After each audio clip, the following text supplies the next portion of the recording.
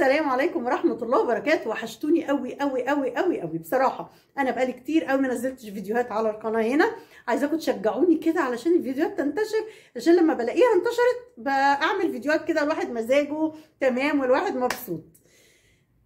كلنا بقينا نكره الرجاله، كلمه بقت منتشره جدا جدا جدا. الرجاله كلهم وحشين، الرجاله كلهم ما يتعشروش، ما الرجاله كلهم كذا وكذا وكذا. انا اتعقدت من الصنف كله، عارفين اللي بيقولوا كده؟ انا اتعقدت من الصنف كله.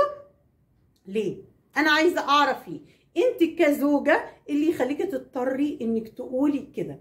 هل انت قعدتي مع نفسك وفكرت كده وقلتي هو انا ايه العيوب اللي فيا؟ هو هل جوزي من ورايا برضو بيقول نفس الحكايه؟ الستات وكرهنا الستات وكل الستات زي بعض وكل الستات نكديه وي وي وي. انا مش قادره استوعب يا جماعه. يعني فعلا في ستات بتشكي وبتقول ده انا جوزي كذا وكذا وكذا وكذا وكذا، بس هل انت فعلا بتبقي عامله كل اللي عليكي، كل اللي عليكي، وبتلاقيه برضو هو وحش؟ يعني بتلاقيه برضو الطباع اللي فيه صعبه جدا جدا جدا، وهو لازم هيبقى، يعني كلنا انت وهو لازم هيبقى فينا طبع طبع مش حلو، بس متعايشين معاه. عرفت خلاص ان دي الحاجه الوحشه في زوجي، فخلاص انا عايشه ومتاقلمه على دي. عرفت ان هو مثلا بيتعصب شويه لما يكون مضغوط في الشغل مثلا، بيتعصب شويه من دوشه العيال وزن العيال، ماشي، دي حاجات نتعايش بيها. لكن ايه كميه الطلاقات دي؟ ايه كميه الانفصال دي؟ ايه كميه اللي لسه في بدايه حياتها وتلاقيها انفصلت ولسه حامل جديد، او معاها طفل لسه مخلفاه، او معاها طفلين لسه في عمر يعني 3 سنين 4 سنين. ايه يا جماعه؟ ايه يا جماعه؟ احنا الموضوع محتاج فعلا وقفه، محتاج وقفه، محتاج نعرف ليه. في كستات، انتوا كستات كبار وبقى اولادكم بقى اعدادي ابتدائي ثانوي، خلاص في النص ولا يمكن اكتر يقول لي انا عايشه ومكمله عشان العيال، لكن ان كان عليا انا مش عايزه اكمل. بسمعها كتير قوي قوي قوي للاسف.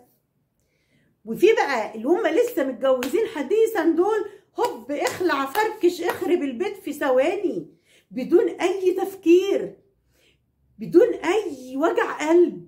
يعني ده انا لما بسمع قلبي بيتوجع عليه. ليه؟ وتلاقي البنت كده قويه وتقول احسن ده انا لحقت نفسي وانقذت نفسي بسرعه، وتلاقيه هو يقول احسن ده انا ارتحت، ده كانت رابطه ما يعلم بها الا ربنا. ليه؟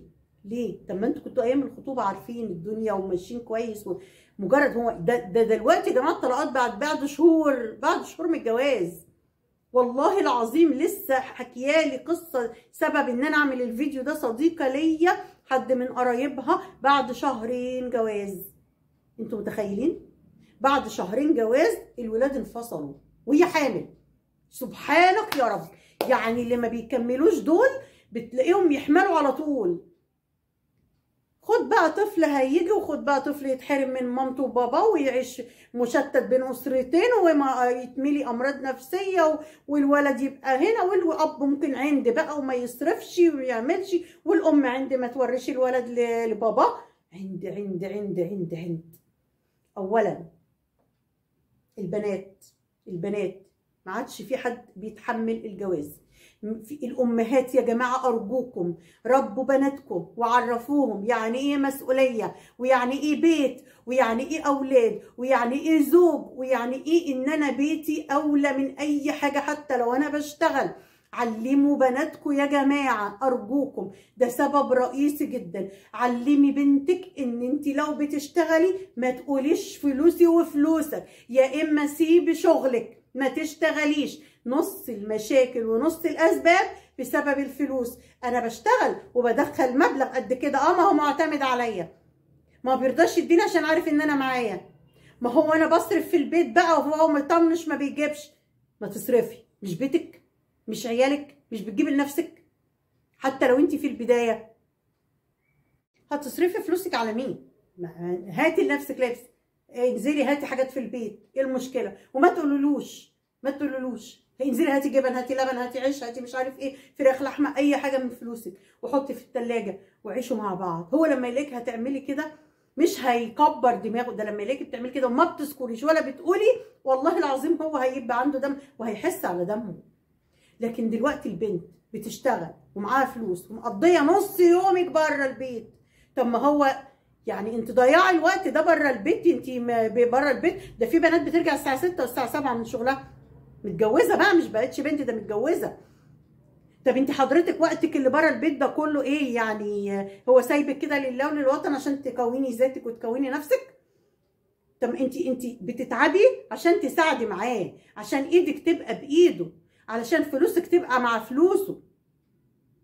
وده يبقى اتفاقكم وهم مخطوبين، او اول ما اتجوزوا في مشكله، تعالى يا ابن الحلال انا بقبض قرش وانت قرشين، هنحطهم على بعض وحياتنا هتبقى مع بعض. لو خدنا الخطوه دي عمرنا ما هيبقى بينا مشاكل.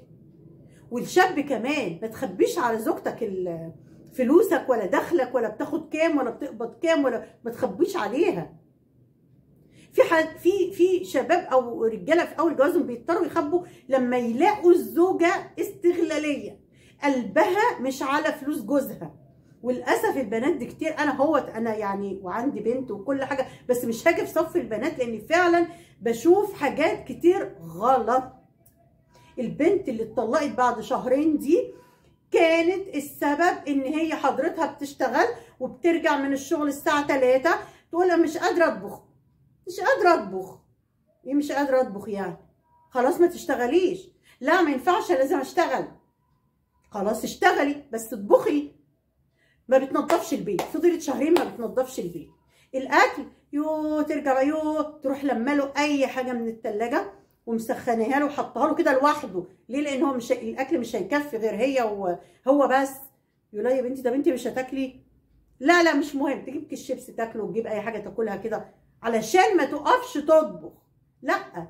لا دي هنا كده في حاجه غلط حصلت في تربيه البنت دي.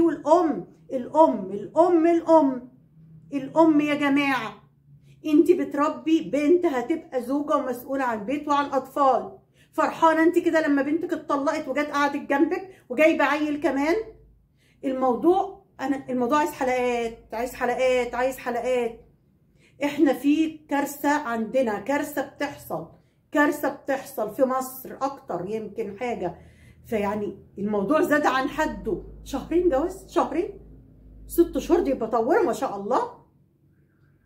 تحمل المسؤوليه. طب انا الراجل بيبقى فيه عيوب كتيره، بيبقى فيه بخل، اتعايش مع البخل ده، اتعايش.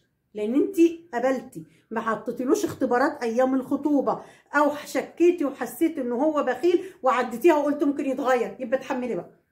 معلش يبقى اتحملي. اصل صفه البخل دي، لان دي مشكله جات لي برضه، صفه البخل دي ومش قادره اعيش معاه وبخيل وي وكنت عارفه قبل واحنا مخطوبين. طب ما انت كنت عارفه، كملتي ليه؟ صفه وحشه جدا في الرجاله، بس خلاص ادام مش حرمك تماما تعايشي بقى، تعايشي. لكن البنات اللي تتجوز لا عايزه تطبخ ولا عايزه تنظف ولا عايزه تكنس ولا عايزه تصرف من مصروفها على البيت، من فلوسها ودخلها الشخصي على البيت، ما ينفعش. الدين بيقول انك ما تصرفي، الدين بيقول، لكن الموده والرحمه بينا بتقول ايه؟ بتقول ان انا لما كنت انزل اشتغل وحياة ربنا والله العظيم، لما كنت انزل شغلي اقعد اقول هو انا ليه بره بيتي كل ده؟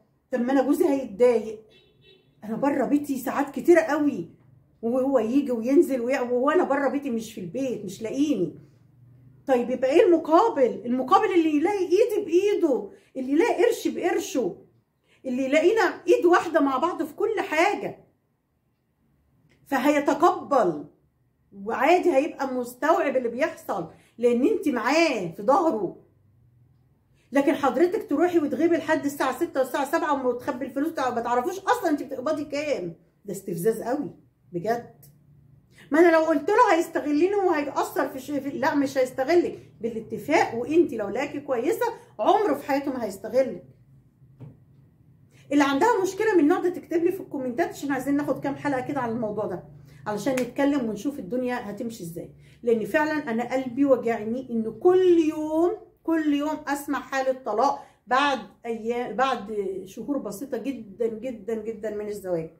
فانا بصراحه قلبي وجعني قوي قوي على الموضوع، ولازم ندرسه يا جماعه، ولازم نعيد النظر. والامهات اللي بتربي بنات يعني حاولي ان انت تغرزي في بنتك يعني ايه بيت، ويعني ايه زوجه صالحه، ويعني ايه ام. هعمل لكم بقى فيديو بعد كده ازاي تربي بنتك على كده، ازاي بنتك تطلع ان هي عارفه انها تبقى مسؤوله عن بيت وتبقى قد مسؤوليه البيت، يا اما ما تتجوزيش وخليكي في بيت باباكي. مستنيه تعليقاتكم وكومنتاتكم، وهنتكلم كتير في الموضوع ده ان شاء الله. السلام عليكم.